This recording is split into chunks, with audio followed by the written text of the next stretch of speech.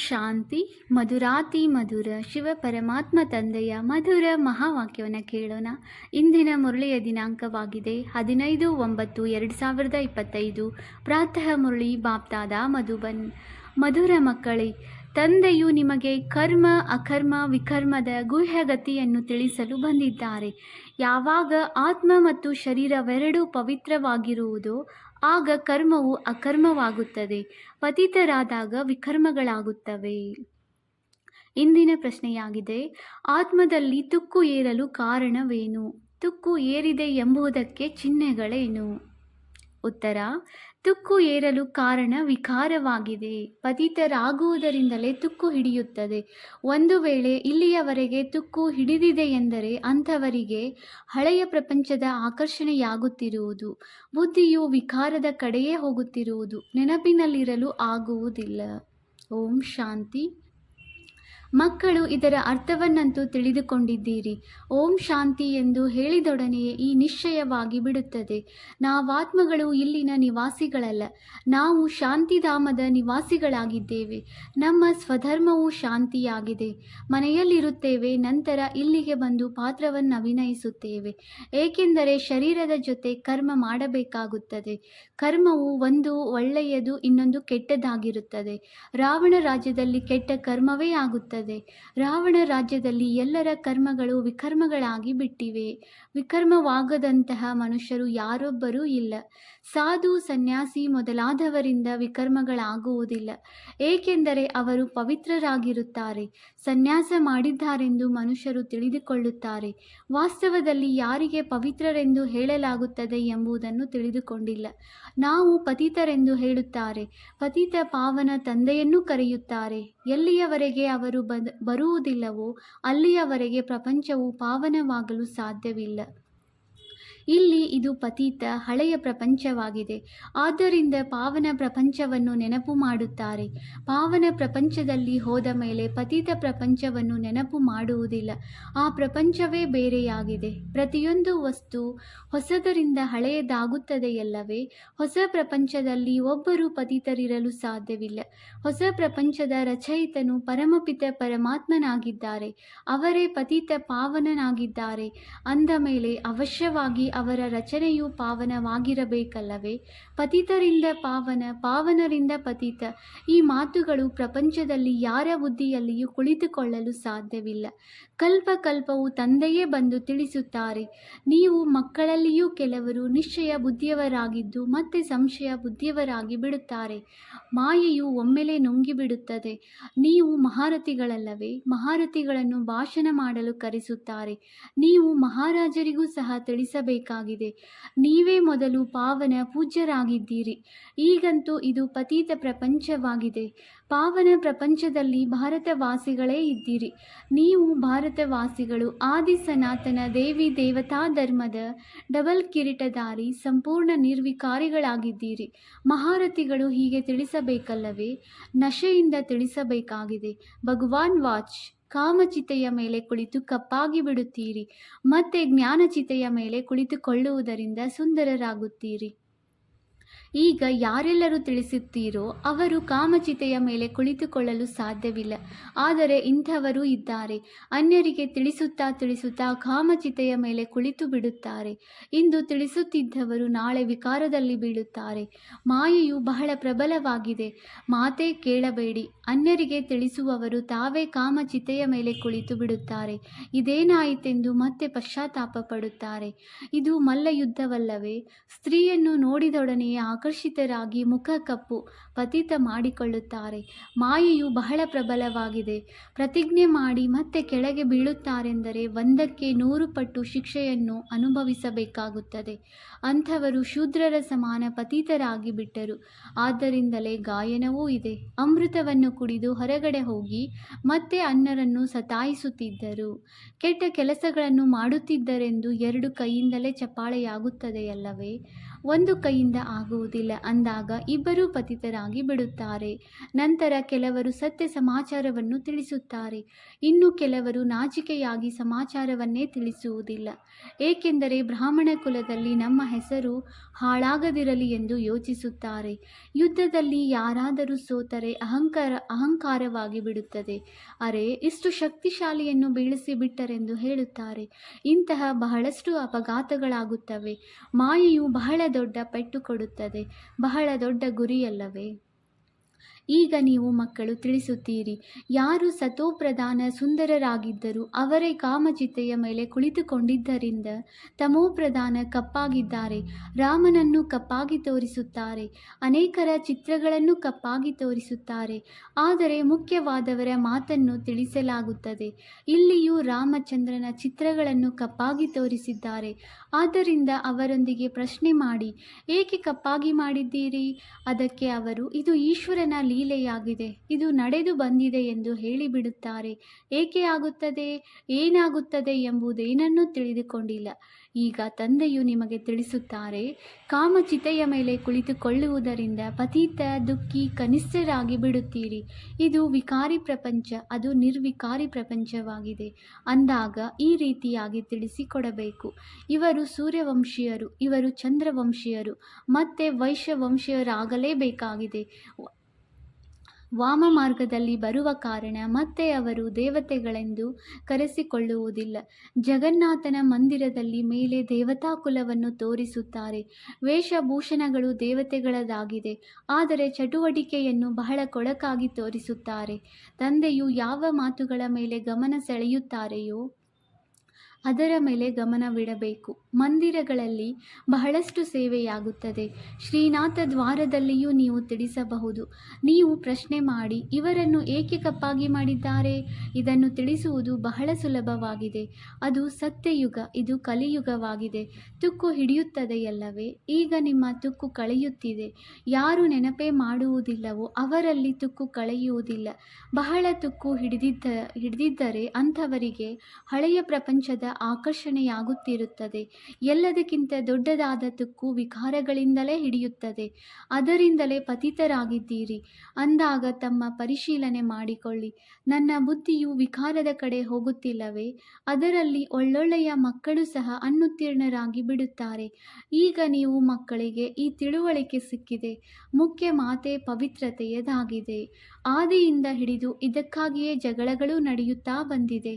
ತಂದೆಯೇ ಈ ಯುಕ್ತಿಯನ್ನು ರಚಿಸಿದರು. ನಾವು ಜ್ಞಾನಾಮೃತವನ್ನು ಕುಡಿಯಲು ಹೋಗುತ್ತಿದ್ದೇವೆಂದು ಎಲ್ಲರೂ ಹೇಳುತ್ತಿದ್ದರು. ಜ್ಞಾನಾಮೃತವು ಜ್ಞಾನಸಾಗರ ತಂದೆಯ ಬಳಿ ಇರುವುದು.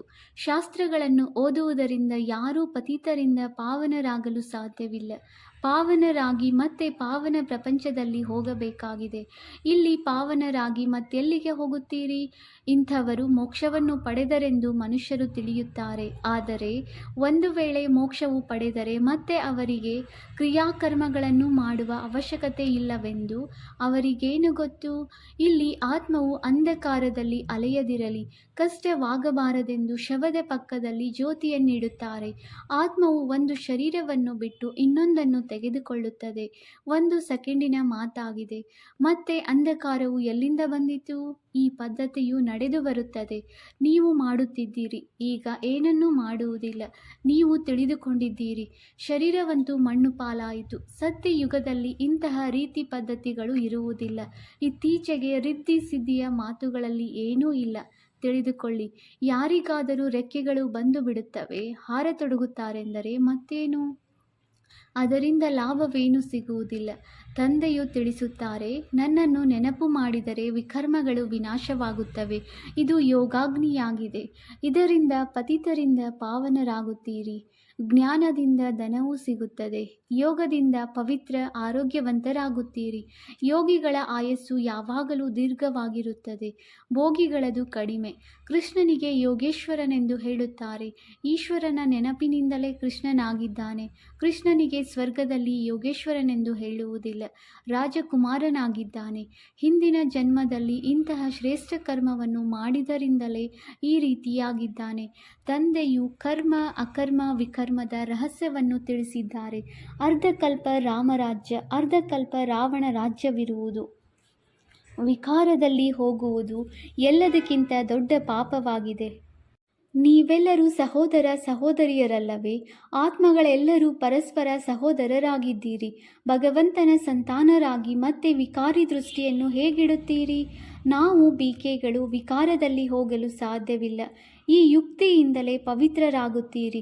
ನಿಮಗೆ ತಿಳಿದಿದೆ, ಈಗ ರಾವಣ ರಾಜ್ಯವು ಸಮಾಪ್ತಿಯಾಗುತ್ತಿದೆ. ಮತ್ತೆ ಪ್ರತಿಯೊಂದು ಆತ್ಮವು ಪವಿತ್ರವಾಗಿ ಬಿಡುತ್ತದೆ. ಅದಕ್ಕೆ ಮನೆ ಮನೆಯಲ್ಲಿ ಪ್ರಕಾಶವೆಂದು ಹೇಳಲಾಗುತ್ತದೆ. ಈಗ ನಿಮ್ಮ ಜ್ಯೋತಿಯು ಜಾಗೃತವಾಗಿದೆ. ಜ್ಞಾನದ ಮೂರನೆಯ ನೇತ್ರವೂ ಸಿಕ್ಕಿದೆ. ಸತ್ಯಯುಗದಲ್ಲಿ ಎಲ್ಲರೂ ಪವಿತ್ರರಾಗಿರುತ್ತಾರೆ. ಇದನ್ನು ಸಹ ನೀವೀಗ ತಿಳಿದುಕೊಂಡಿದ್ದೀರಿ. ಅನ್ಯರಿಗೆ ತಿಳಿಸಲು ಮಕ್ಕಳಲ್ಲಿ ನಂಬರ್ ವಾರ್ ಇರುತ್ತದೆ. ನಂಬರ್ ವಾರ್ ನೆನಪಿನಲ್ಲಿರುತ್ತಾರೆ. ರಾಜಧಾನಿಯು ಹೇಗೆ ಸ್ಥಾಪನೆಯಾಗುತ್ತದೆ ಎಂಬುದು ಯಾರ ಬುದ್ಧಿಯಲ್ಲಿಯೂ ಇರುವುದಿಲ್ಲ. ನೀವು ಸೈನಿಕರಲ್ಲವೇ? ನಿಮಗೆ ತಿಳಿದಿದೆ. ನೆನಪಿನ ಬಲದಿಂದ ನಾವು ಪವಿತ್ರರಾಗಿ ರಾಜ ರಾಣಿಯರಾಗುತ್ತಿದ್ದೇವೆ. ಮತ್ತೆ ಇನ್ನೊಂದು ಜನ್ಮದಲ್ಲಿ ಬಾಯಲ್ಲಿ ಚಿನ್ನದ ಚಮಚವಿರುವುದು. ದೊಡ್ಡ ಪರೀಕ್ಷೆಯನ್ನು ತೇರ್ಗಡೆ ಮಾಡುವವರು ದೊಡ್ಡ ಪದವಿಯನ್ನೇ ಪಡೆಯುತ್ತಾರೆ. ಅಂತರವಾಗುತ್ತದೆಯಲ್ಲವೇ? ಎಷ್ಟು ವಿದ್ಯೆಯೋ ಅಷ್ಟು ಸುಖ. ಇಲ್ಲಂತೂ ಭಗವಂತನೇ ಓದಿಸುತ್ತಾರೆ. ಈ ನಶೆ ಏರಬೇಕು. ಇಲ್ಲಿ ಬಹಳ ಶಕ್ತಿಯುತ ಪದಾರ್ಥವೂ ಸಿಗುತ್ತದೆ. ಭಗವಂತನಲ್ಲವೇ?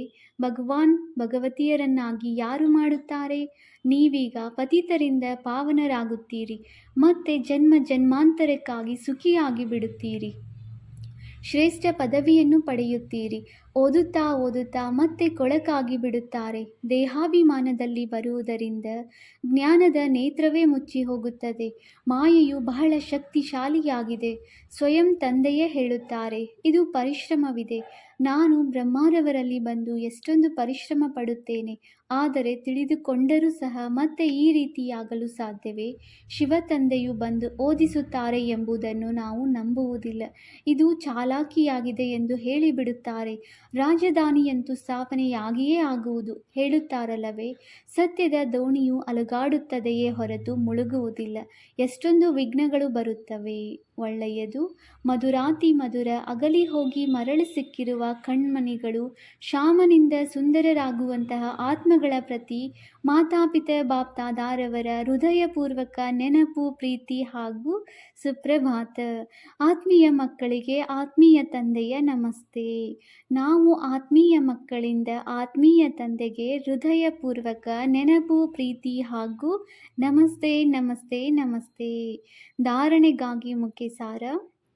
Point number 1, ಯೋಗಾಗ್ನಿಯಿಂದ ವಿಕಾರಗಳ ತುಕ್ಕನ್ನು ಇಳಿಸಿಕೊಳ್ಳಬೇಕಾಗಿದೆ.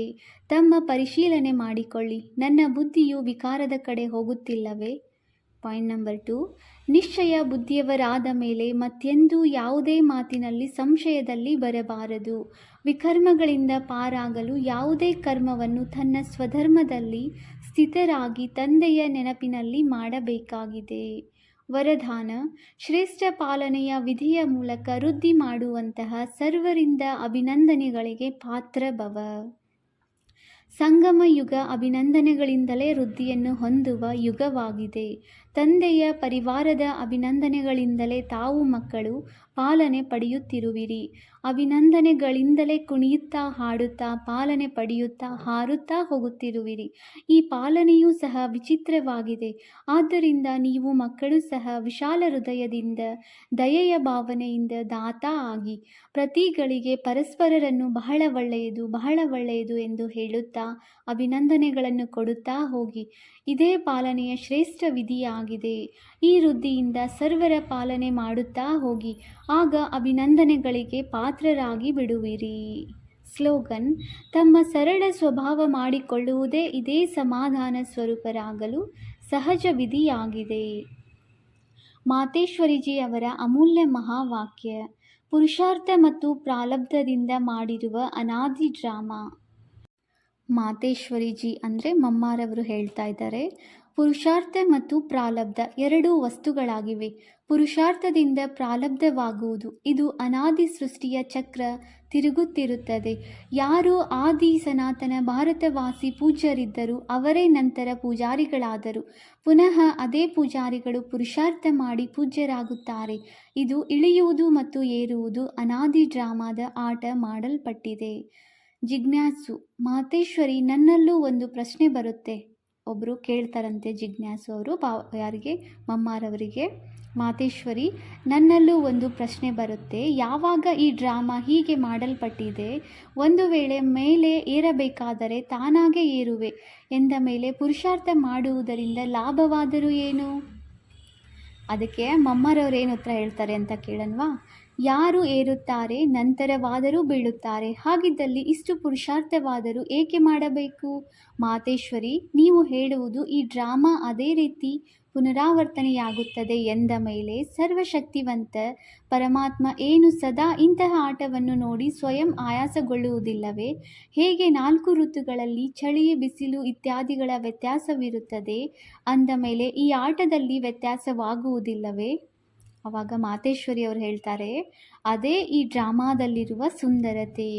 ಒಂದೇ ರೀತಿ ಪುನರಾವರ್ತನೆಯಾಗುತ್ತದೆ. ಮತ್ತು ಈ ಡ್ರಾಮಾದಲ್ಲಿ ಇನ್ನೊಂದು ಸುಂದರತೆ ಎಂದರೆ ಯಾವುದು ಪುನರಾವರ್ತಿಯಾಗುತ್ತಿದ್ದರೂ ಸಹ ನಿತ್ಯ ಹೊಸದೆನಿಸುತ್ತದೆ. ಮೊದಲು ನಮಗೂ ಸಹ ಈ ಶಿಕ್ಷಣ ಇರಲಿಲ್ಲ. ಆದರೆ ಯಾವಾಗ ಈ ಜ್ಞಾನ ಸಿಕ್ಕಿತು ಆಗ ಸೆಕೆಂಡ್ ಬೈ ಸೆಕೆಂಡ್ ಏನೆಲ್ಲ ನಡೆಯುತ್ತಿದೆ. ಬಲೆ ಒಂದೇ ರೀತಿ ಕಲ್ಪದ ಹಿಂದಿನಂತೆ ನಡೆಯುತ್ತೆ. ಆದರೆ ಯಾವಾಗ ಅದನ್ನು ಸಾಕ್ಷಿ ಎಂದು ತಿಳಿದು ನೋಡುವಿರಿ ಆಗ ನಿತ್ಯ ಹೊಸದೆಂದು ತಿಳಿಯುವಿರಿ. ಈಗ ಸುಖ ದುಃಖ ಎರಡರ ಪರಿಚಯ ಸಿಕ್ಕಿದೆ. ಆದ್ದರಿಂದ ಹೀಗೆ ತಿಳಿಯಬೇಡಿ. ಒಂದು ವೇಳೆ ಫೇಲ್ ಆಗಲೇಬೇಕಾದರೆ ಏಕೆ ಓದಬೇಕು? ಇಲ್ಲ, ಹೀಗೆಂದು ತಿಳಿಯಬಹುದು. ಊಟ ಸಿಗುವುದಿದ್ದರೆ ತಾನಾಗೇ ಸಿಗುತ್ತದೆ. ಅದಕ್ಕಾಗಿ ಇಷ್ಟು ಪರಿಶ್ರಮ ಪಟ್ಟು ಸಂಪಾದನೆ ಏಕೆ ಮಾಡಬೇಕು? ಅದೇ ರೀತಿ ನಾವು ನೋಡುತ್ತಿದ್ದೇವೆ. ಈಗ ಏರುವ ಕಲೆಯ ಸಮಯ ಆಗಿದೆ, ಸಮಯ ಬಂದಿದೆ. ಅದೇ ದೇವತಾ ಮನೆತನ ಸ್ಥಾಪನೆಯಾಗುತ್ತಿದೆ ಅಂದ ಮೇಲೆ ನಾವು ಏಕೆ ಈಗಲೇ ಆ ಸುಖವನ್ನು ಪಡೆಯಬಾರದು? ಹಾಗೆಯೇ ನೋಡಿ, ಈಗ ಯಾರು ಜಡ್ಜ್ ಆಗಲು ಇಷ್ಟಪಡುತ್ತಾರೆ? ಅದಕ್ಕಾಗಿ ಅವರು ಪುರುಷಾರ್ಥ ಮಾಡಿದಾಗಲೇ ಆ ಡಿಗ್ರಿಯನ್ನು ಪಡೆಯುತ್ತಾರಲ್ಲವೇ? ಒಂದು ವೇಳೆ ಅದರಲ್ಲಿ ಫೇಲ್ ಆಗಿಬಿಟ್ಟರೆ ಅವರ ಪರಿಶ್ರಮವೇ ವ್ಯರ್ಥವಾಗಿ ಹೋಗುತ್ತದೆ.